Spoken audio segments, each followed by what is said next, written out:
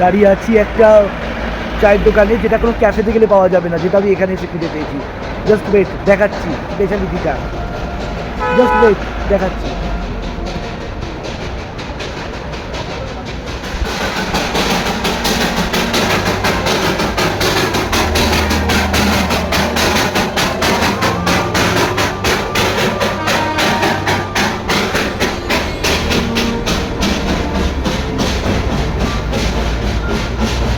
এত সামনে থেকে যদি টয় ট্রেন যদি দেখতে হয় এরমভাবে, কোনো ক্যাপিটাল পাবে না। চলো আবার আরেকটা।